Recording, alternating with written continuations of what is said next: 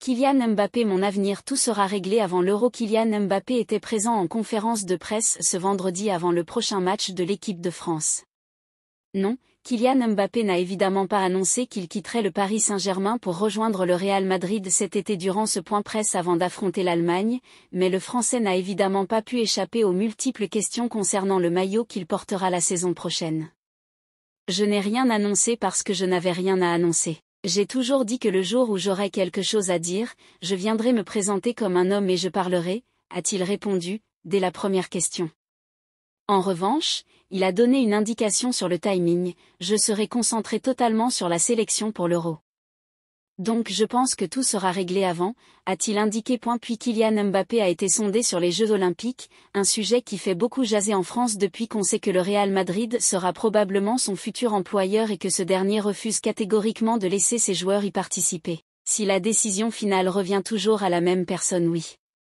Maintenant, je ne peux rien dire, car on ne m'a pas dit non, on ne m'a pas dit oui, on ne m'a rien dit. Comme je l'ai dit, je suis arrivé à un moment de ma carrière et de ma vie où je prends plus de recul sur les situations. Si j'y vais, je vais vivre un rêve éveillé, si je n'y vais pas, je l'accepterai et je ferai ce qu'on me dit de faire, a-t-il reconnu. Il a également avoué avoir vu la fameuse vidéo de la discussion entre Jude Bellingham et Aurélien Tchouaméni, un échange qui ne traitait pas de Mbappé et Haaland, selon le propre démenti du milieu de terrain français. La vidéo ? Bien sûr qu'on en a rigolé. Nous, on fait que chambrer. Et franchement, moi aussi je pensais, mais ce n'était pas de moi qu'il parlait. C'était drôle, sympa. Une vidéo qui concernait en fait Dayo Upamecano et Dié, selon les explications de Tchouaméni. Enfin, l'actuel joueur du Paris Saint-Germain ne s'est aucunement dit perturbé par toute la pression médiatique qui l'entoure à quelques mois d'un départ du club parisien. Moi, j'ai une question, quand tu vois mes dernières performances, tu vois quelqu'un de perturbé, a-t-il lancé avec aplomb aux journalistes présents à Clairefontaine aujourd'hui. Thibaut Courtois devait être titulaire contre l'Athletic.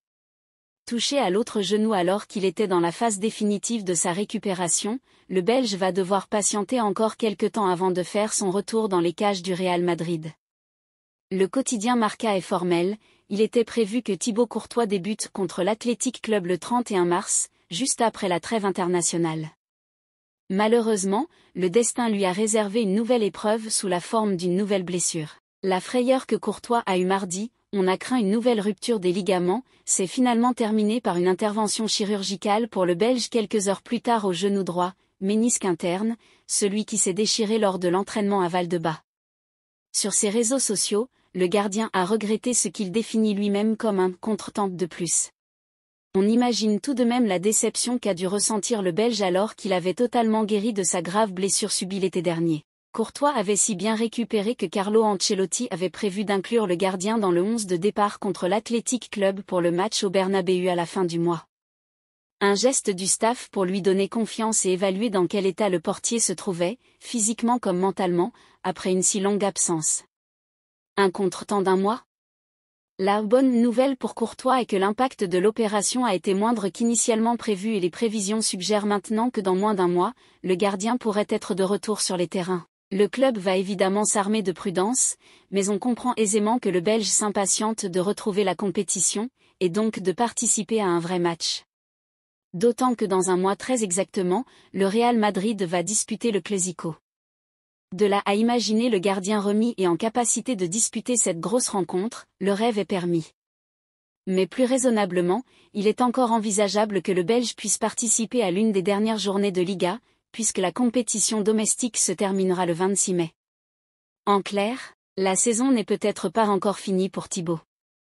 En attendant, l'U19 assume avec brio le rôle de titulaire. Il a gagné sa place face à Kepa, mais il était compréhensible qu'Ancelotti souhaite tester la condition physique du Belge. La confiance en l'Ukrainien reste absolue et la présence de Kepa en cas de pépin est gage de sérénité. Le joueur prêté par Chelsea fait preuve d'un professionnalisme total et absolu. Il continue avec le même enthousiasme et la même envie malgré avoir perdu sa place, ce qui l'honorait. Rodrigo, je conseille à tout le monde d'aller voir un psychologue. Avant le match entre le Brésil et Angleterre, Rodrigo Goes a accordé une interview au Guardian. Rodrigo affrontera l'Angleterre et l'Espagne pendant cette trêve internationale. Il retrouvera certains de ses coéquipiers du Real Madrid tels que Bellingham ou Carvajal. Le Brésilien, malgré son jeune âge, est déjà un joueur très expérimenté et doit composer avec la pression en club comme en sélection. Le temps passe vite, on est heureux et triste à la fois parce que tout se terminera bientôt. Il faut être plus concentré et travailler plus dur pour entrer dans l'histoire. Il y a des moments où je me dis, mince, je ne suis plus le plus jeune de l'équipe. Mais je peux dire que je suis heureux de vivre cette expérience. Même si je suis très jeune, on me traite déjà comme une personne mûre et j'aide les nouveaux venus autant que je le peux, explique l'attaquant. Le Brésilien parle de ce que cela signifie de jouer pour le Real et pour le Brésil. Aujourd'hui, je joue pour mon équipe nationale et pour le plus grand club du monde. Si je ne veux pas ressentir la pression avec ces deux équipes, c'est que quelque chose ne va pas. Je ne pourrais pas continuer si je n'étais pas capable de la supporter. Je ne peux jamais me contenter de perdre. C'est la mentalité du Real Madrid et de l'équipe nationale. Je pense toujours à la victoire. C'est ce que j'ai dans la tête. Je dois gagner pour faire plaisir aux supporters brésiliens et au Real Madrid. Tout le monde a un peu peur. Certains savent mieux gérer la peur que d'autres. C'est là toute la différence. Il y a vraiment beaucoup de pression. Il n'y a pas de repos dans le football. Si vous gagnez le mercredi, vous êtes le meilleur du monde. Si vous perdez le dimanche, vous êtes les pires du monde. Il faut trouver un juste milieu, ajoute-t-il. Beaucoup critiqué pour sa disette face au cage, l'attaquant explique comment il gère ça. J'essaie de ne pas m'inquiéter de ce que les gens vont dire. Nous devons faire attention à notre santé mentale. Je conseille à tout le monde, et pas seulement aux joueurs, de consulter un psychologue. J'ai commencé en mars de l'année dernière. C'est mon père qui me l'a suggéré. Au début, je ne voulais pas le faire parce que j'avais le préjugé que c'était quelque chose pour les gens qui avaient des problèmes. Quand je l'ai fait, j'ai réalisé que le psychologue était quelqu'un qui était là pour m'aider. Rodrigo évoque également un épisode raciste qu'il a vécu. J'ai été victime de racisme sur les réseaux sociaux de la part de nombreux Argentins. C'était une situation très triste qui vous affecte. J'étais très triste. Mais nous avons retrouvé tous les profils qui m'ont envoyé des insultes.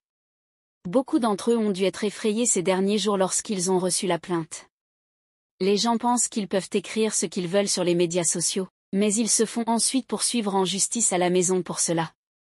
Avant le match contre l'Angleterre, Rodrigo évoque la saison de Bellingham, qu'il va retrouver face à lui ce soir. Il n'y a pas beaucoup de joueurs anglais en Liga, mais le Real Madrid lui convient parfaitement. Il a tout très bien assimilé. Sa façon de jouer correspond bien à notre plan de jeu cette année. L'année dernière, nous avons joué d'une seule façon, 4-3-3, comme le Real Madrid l'a toujours fait, mais cette année, la formation a changé et ça a vraiment fonctionné pour lui et les caractéristiques qu'il apporte. Il est vraiment très bon, conclut le Brésilien. Bellingham est un peu contrarié. Gareth Southgate, sélectionneur de l'Angleterre, a assuré que Jude Bellingham est un peu contrarié par tout ce qui lui est arrivé ces derniers temps. Jude Bellingham devrait débuter ce samedi contre le Brésil, dans un milieu de terrain occupé par Declan Rice et Phil Foden. Le joueur du Real Madrid peut jouer dans une position légèrement plus en retrait qu'en club, comme c'est l'habitude avec Southgate et en raison de l'absence de joueurs dans le double pivot comme Jordan Henderson, blessé, et Calvin Phillips, qui n'a pas été convoqué. Le milieu de terrain du Real Madrid a été expulsé lors d'un match de championnat contre Valence pour avoir protesté contre un but refusé au dernier moment, ce qui lui a fait manquer les 2 derniers matchs des Merengues, contre le Celta de Vigo et Osasuna. Les dernières semaines ont été un peu difficiles pour lui, avec les blessures et le carton rouge, donc il est un peu contrarié, a déclaré Southgate lors de sa conférence de presse à Wembley vendredi. Nous sommes super contents et super heureux de l'avoir, mais il n'a encore que 20 ans. La réussite de notre équipe dépendra de toute l'équipe, a ajouté le coach anglais.